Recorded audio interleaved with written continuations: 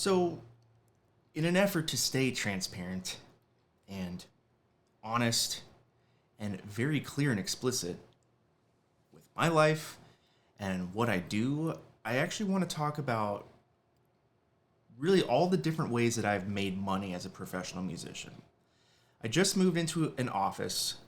I've had offices before at a university, and I've had home offices, but this is the first time I'm actually renting a space and turning it into something that feels really cozy and really kind of like a creative HQ for all the things I do. It looks kind of svelte behind here, but trust me, all the stuff you don't see is a complete mess, so I'm still working on it.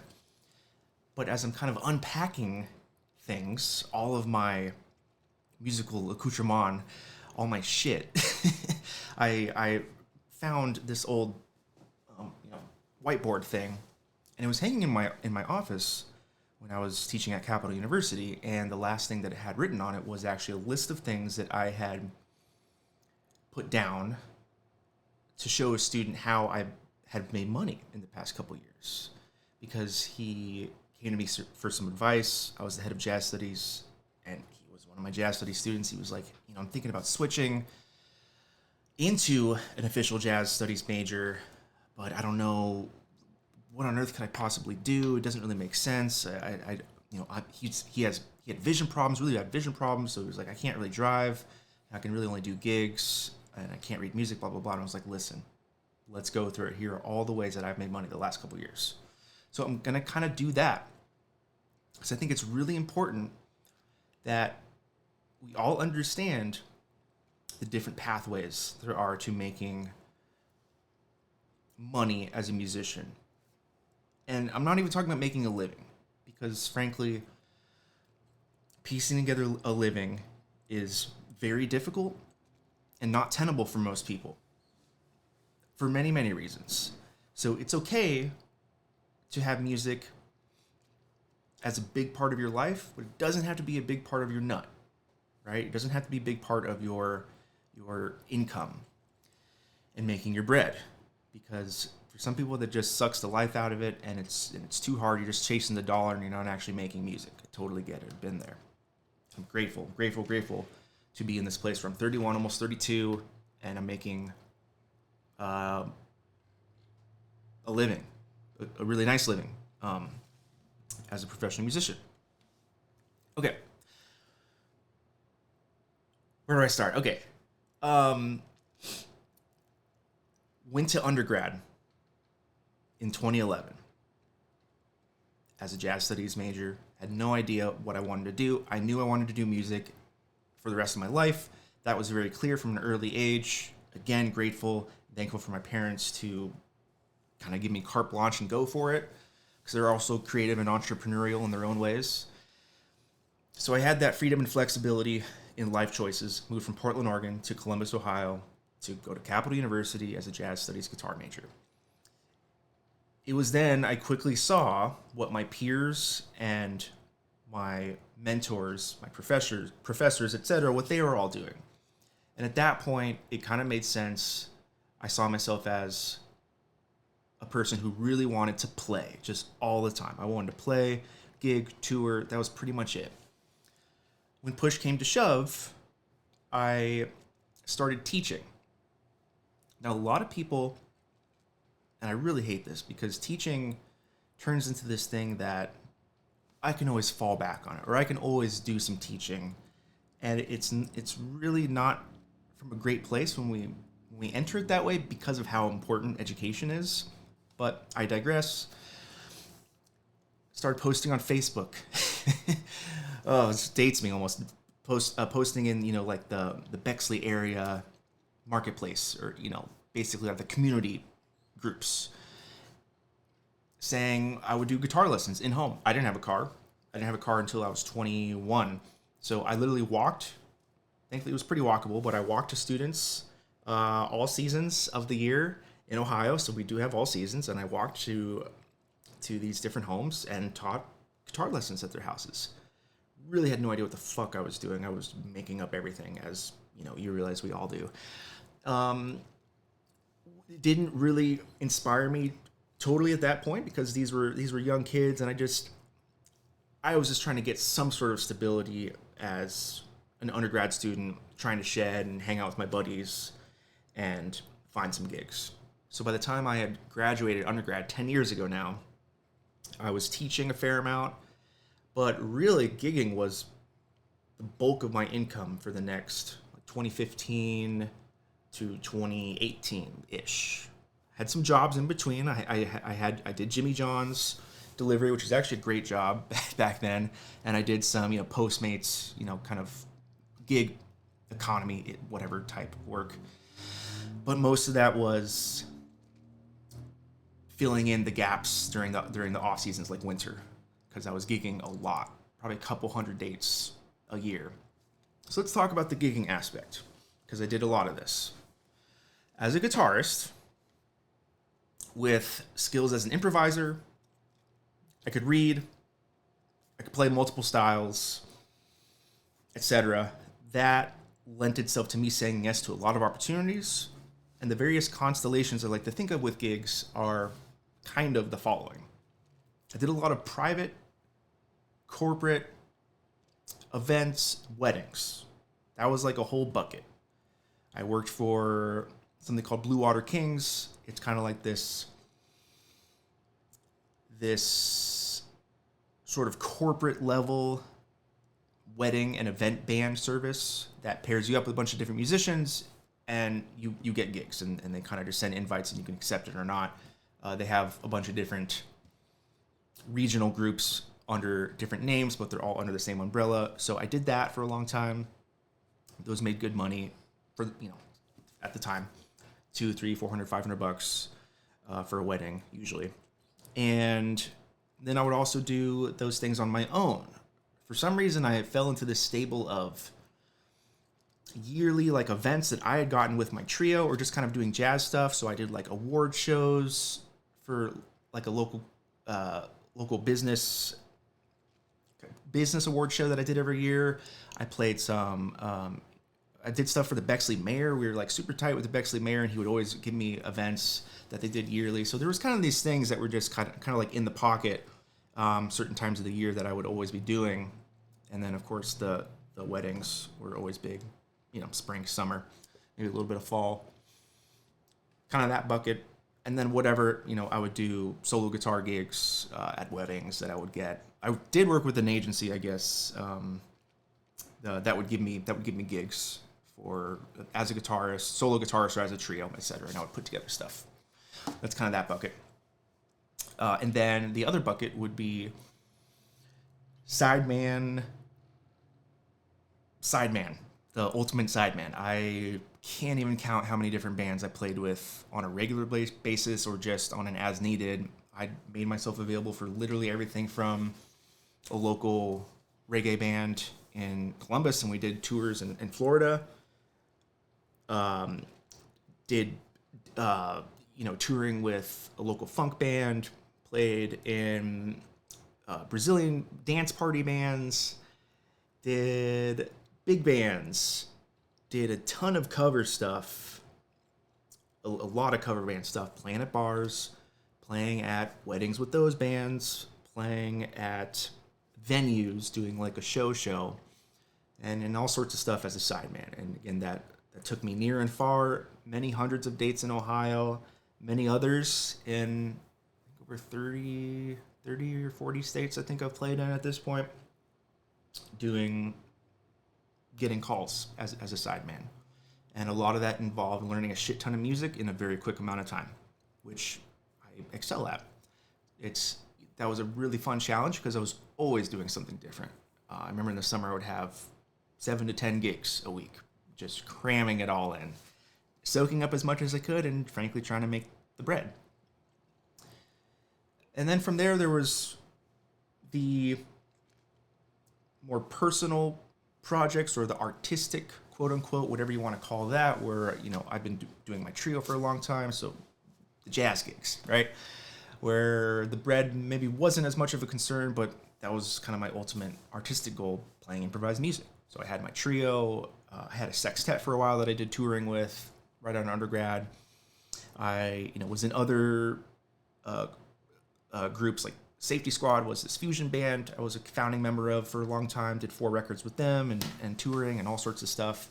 So I really cut my teeth in the creative space as much as I could while just piecing all this together. And I will tell you, those first 3-4 years out of undergrad were by far the hardest time for many reasons. Financially, emotionally, personally, physically, there was just a lot of shit going on.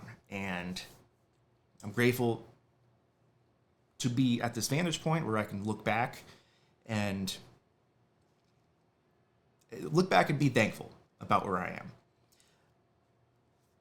Long story short, the edict back then was say yes to everything, and that was fine. It worked. I definitely grappled quite a lot with not wanting to play at all. I was dealing with depression, anxiety, so a lot of that factored in. But I was just not artistically satisfied. And that kept becoming a huge conflict because I had to take certain gigs to make money, and I had to turn away things, or I wasn't able to invest the time and the energy and the bandwidth on the creative things that I really enjoyed. So that's where the shift kind of happened from gigging, taking all the gigs and doing a little bit of teaching on my own and with studios. I taught at different studios. I would drive,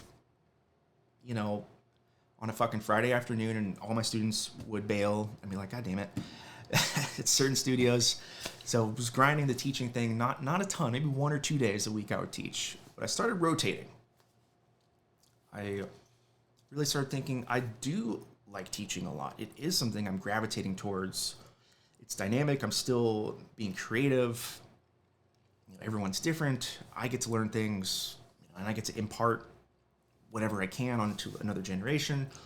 So the rotation in 2018 happened when I got my first adjunct teaching job. This was at Mount Vernon Nazarene University. Again, I was in Columbus, Ohio, about an hour 15 drive. And I would get reimbursed mileage, which was nice. And then I was teaching guitar.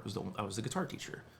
And it was a religious school, so there was music majors, but a lot of it was focused on kind of faith-based service skills, being able to sing and play acoustic guitar. But I also had a couple great guitar majors who did some couple really cool recitals, and that was incredible for me, honestly, because I was teaching in an academic collegiate environment, and I felt really empowered, and I just really liked it. I liked that age. I liked that level of student where even if they were a big beginner, we could talk on a different plane and kind of really get into things. And then, of course, the students at a higher level, we were able to talk conceptually and traverse lots of different styles and push them. Now, as far as logistics, that was tough because I went 2 days a week, and I also did stuff for the community music department, which a lot of universities have. They have some sort of community or developmental prep program where younger students will be involved, and I was teaching, I think, individual guitar lessons for the prep program, but also a couple group classes. So I was really thrown into the fire of I've been doing individual lessons for a bit, but now I'm doing all younger ages and collegiate students and group classes. There was also a group collegiate class as well. So that was great. I was getting pushed, but I was not making any money. I was actually making probably more money or the same from the mileage reimbursement than the actual teaching. And I realized at that point I had a bachelor's in jazz studies, a BM, bachelor's of music, which is great. So proud of that. But that wasn't going to cut it if I wanted to find any ascendancy in the collegiate environment, which I knew I wanted to start doing more of. Because I wasn't doing any jazz or ensemble directing or anything like what I kind of really envisioned at NVNU. So I did that for 2 or 3 years. Must have been 2 years, maybe 3. In 2020, I applied for grad school. Ended up going to Bowling Green State University in Bowling Green, Ohio. Huge shift to make that decision after 5 years of being out of undergrad. It just made sense to me. I wanted to shed more. I wanted to get teaching experience. So I really wanted to get a TA. I really wasn't going to go if I didn't get a TA, and I wanted to stay in Ohio. Thankfully, I got the guitar TA. COVID started, and I happened to have been in the year where I started fall of 2020. So I had a job as a TA. I think I made like $5,000 a year. It's pretty rough, but that's what it is. Everything else was covered, basically, thankfully, besides, some living costs, etc. So that was kind of my gig during those early COVID years, the pandemic. I was really doubling down on school. I was teaching a lot at school because they were down a professor, and everything was just crazy. So I was teaching I was actually teaching all of the guitar studio. Like, my teacher and I split the guitar studio, basically. Or he did half and I did half, which was so awesome. And then I taught ensembles and helped with classes, did all sorts of stuff. So it was an amazing opportunity from that point of view. Meanwhile, I was still doing gigs. I had pretty much phased out of the wedding corporate event thing. I just realized that it was a hard no for me, pretty much. I realized that I can't just figure out what I want to do. I have to figure out what I don't want to do. And there was enough data for me to recognize that I was not happy or fulfilled, and it was not worth the money to do certain types of gigs. So those are just off the table.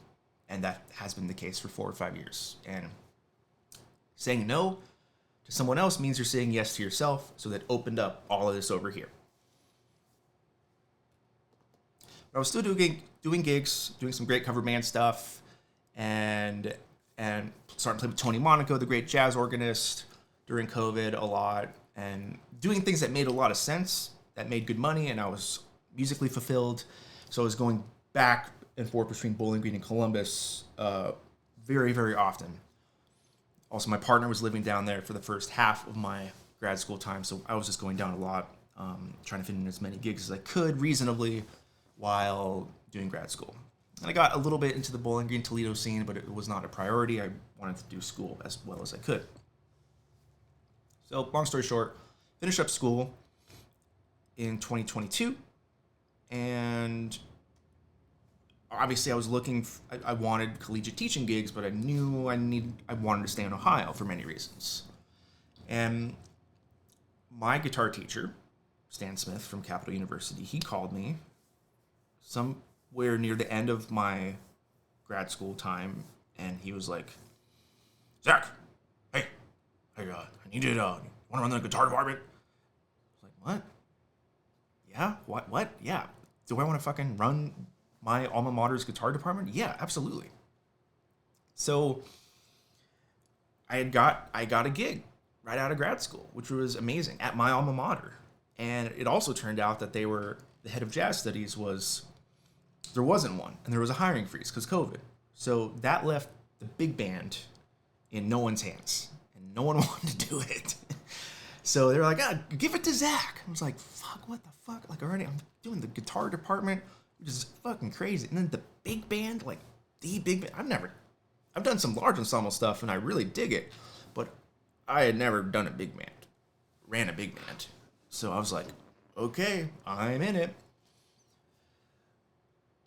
That pretty much put me in the de facto head of jazz position because the big band is the premier whatever ensemble, and the implementing and planning of the jazz festival pretty much fell in my lap, and I took that all in with the intention of going for the head of jazz studies position because they were actually opening it by a couple months in after I started. The position opened for the application process, so I was like, well, I'm just going to treat this as a full-time gig.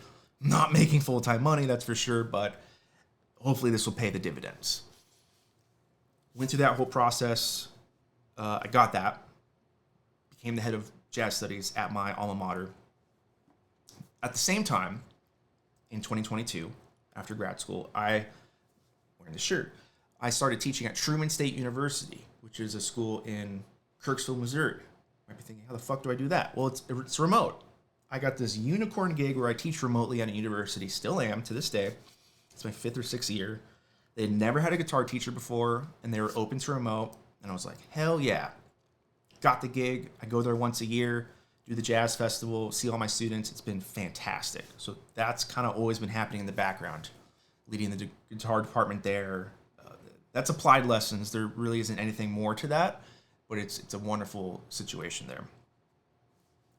So by then, 2023, I had just way cut out on gigs.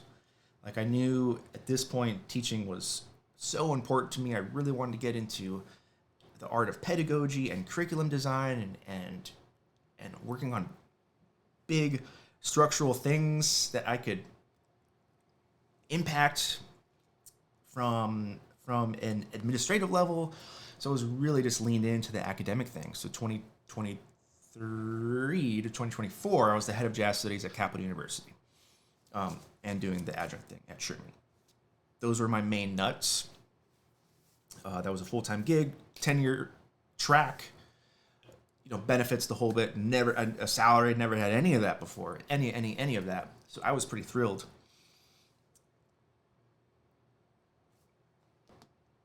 And I just want to pause a little bit here,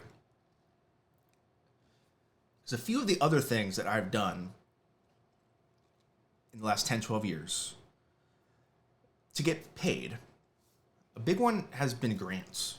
I've gotten grants from the Greater Columbus Arts Council, the Ohio Arts Council, and I've done residencies that all of those allowed me space, time, and money to pursue certain things creatively in my life. So that's a great and amazing bucket that I'm always going to pursue.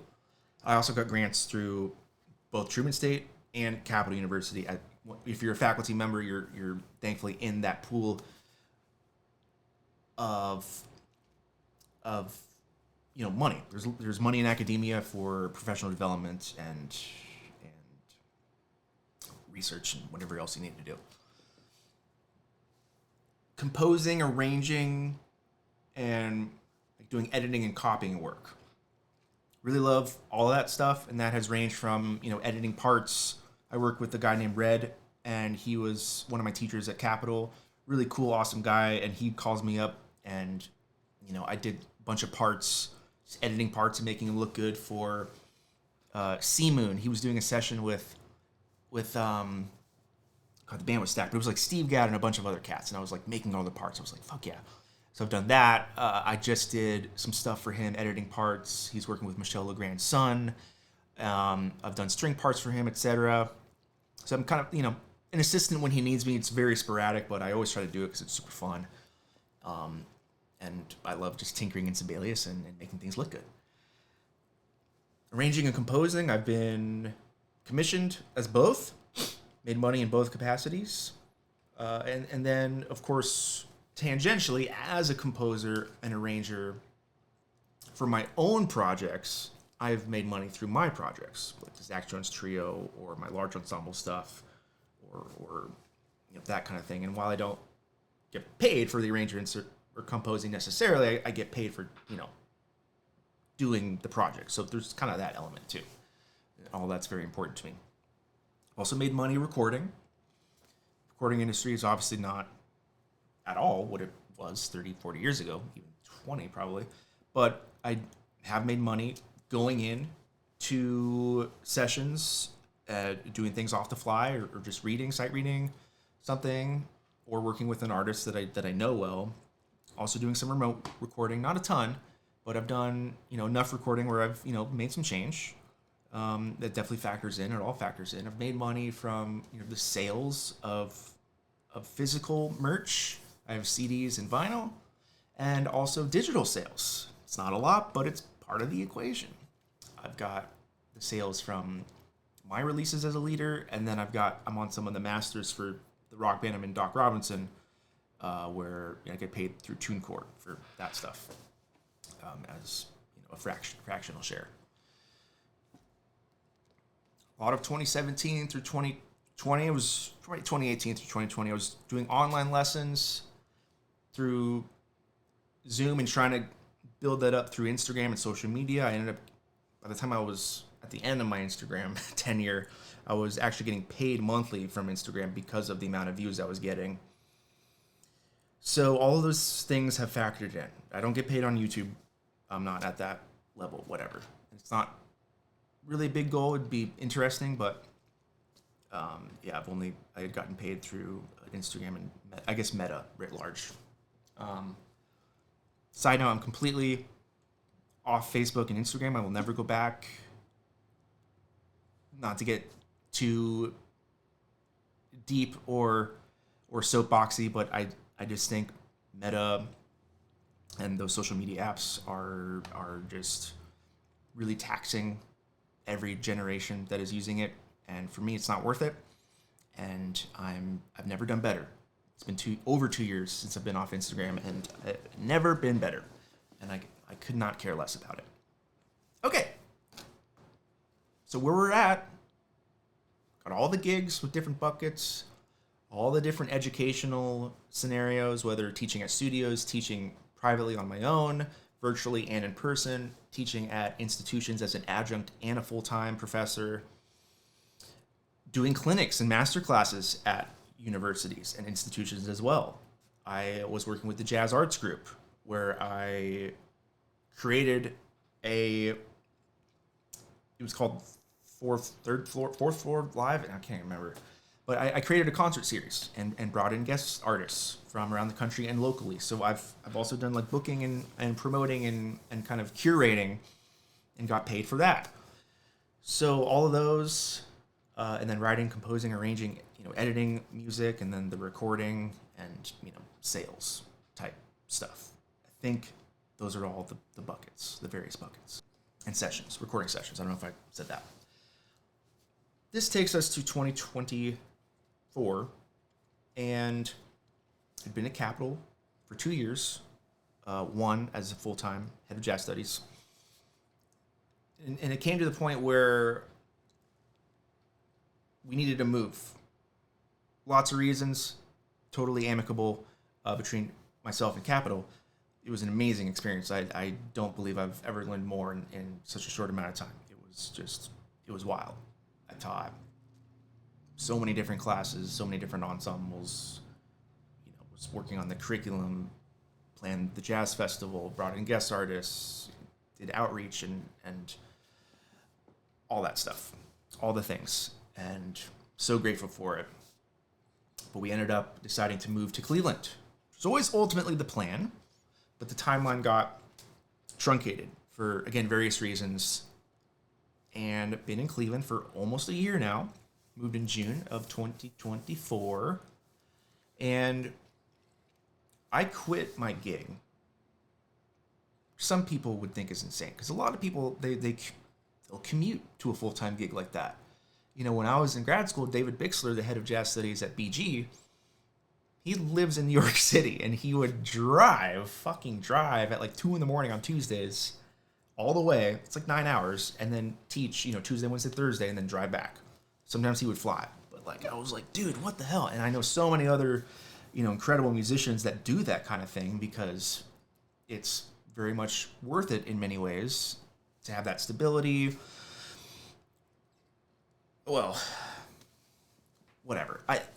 I don't believe in the stability of academia like I think it has been in that it has the last 20, 30, 40 years. I don't think that model is going to be as tenable and effective as a landing spot for most people. But so that was my position. I was like, I'm 30 years old or 31.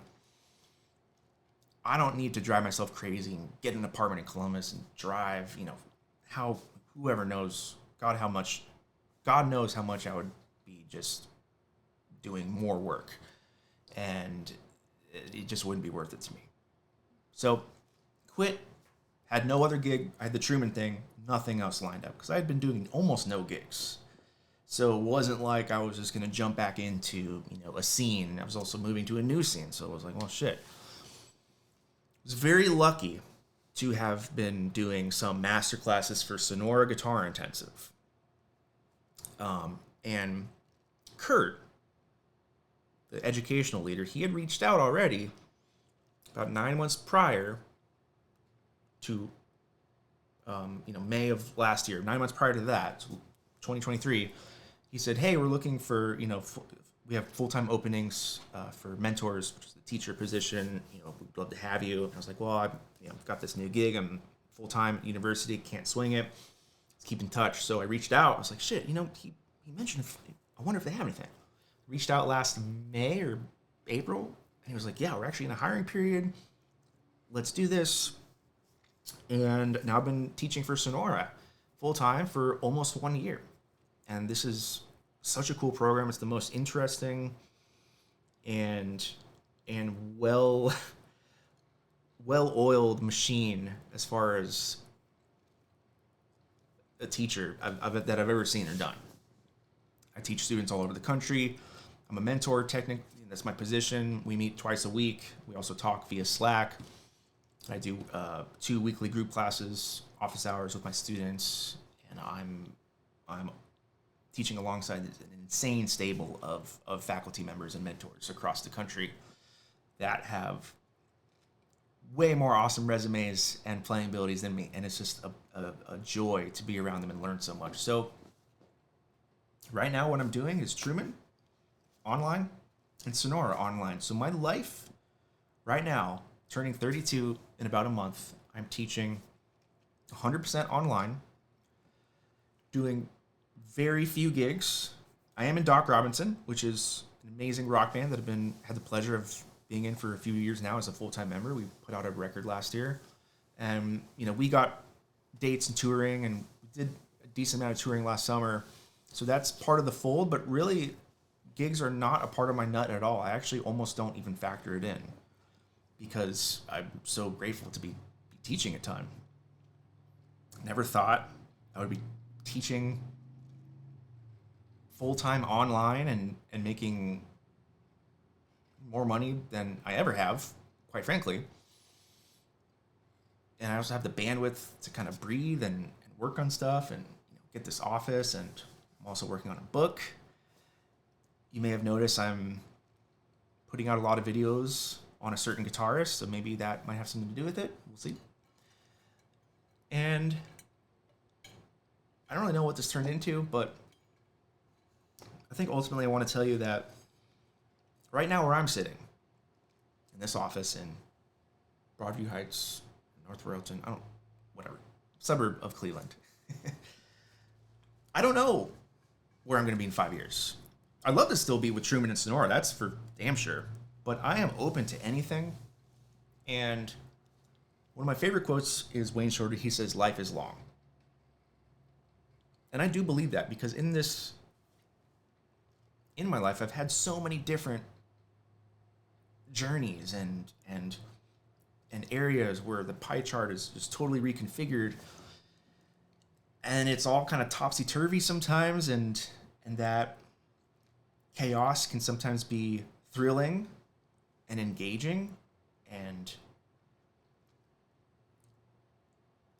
kind of gives me a sense of purpose or creative juices. And it's also not fun at all, because the older you get, want to have a family, and I want things to be stable and not have to worry about working crazy weird hours that don't make any sense, and just saying yes to everything and taking as much as I can, etc. So that balance will always be changing. So I'm looking forward to whatever comes next. But right now, I'm feeling really good about the situation. And I think that with what I've seen and what I've seen in my peers and friends and mentors and colleagues, everyone's journey is going to be different. And the most important thing is that it's non-linear. I say this to my students all the time, because learning is non-linear, but really everything is non-linear. It's not like you just go from point A to B to C to D. It's not this progression that's just laid out for you. You're going up, you're going down, you're going left and right and sideways and diagonal, and you're plateauing and zooming up and all these things, sometimes in a very short period. And that's what it is. That's what life is. So if you ever are thinking about your career or are wanting to be a professional musician, the biggest thing I can say is that I keep coming back to this life because there is just no other reality for me. There just isn't. It's not because I think I'm special or amazing or that I'm uniquely poised and have to be divinely destined to be in this field. But when I think about doing anything else, I just can't. There just really aren't many things that would give me the sense of purpose and passion while also making a living. Of course, if something happened, I would do whatever I need to make money to live and support, my partner and family and stuff like that. But the reason why I keep coming back is because there is just no other option. Nothing else would meet the level that music can in all of its many facets. So that's why I'm open to anything, as long as it's giving me an opportunity to be a mentor. It's been really important to me to improvise in every sense of the word and create. So those three elements, being a mentor, improvising, and creating, those are so important to me that could look and feel like many different things, and I'll be happy. So I guess that's all I have to say. Ask yourself, regardless of the trials and tribulations that anything is going to give you, can you possibly imagine doing anything else? Is there any scenario where music is still a big part of your life, but not your career, not your main source of income? And that's totally fine. It's so fine. The whole point of this is it's all gray, right? It's not like you're a musician or you're not. There's everything in between. I know people that have full-time jobs, in tech, and they teach on the side, or they do some gigs on the side. Whatever. You're going to find all of those sorts of scenarios. So you have to do what's best for you and your scenario and your family life and your level of lifestyle that you want to have. The luxuries and creature comforts that you want. You're going to have a job or career that's going to keep you at that level. So with that, I'm going to stop yelling and I'm going to get back to work, making this place, this office, even cooler, I hope, and a spot for me to keep being creatively engaged and, making some more videos for y'all. So I appreciate you watching. I'll be damned if anyone gets this far, but regardless, hope you pulled something from this, and look forward to talking and yelling at you some more soon.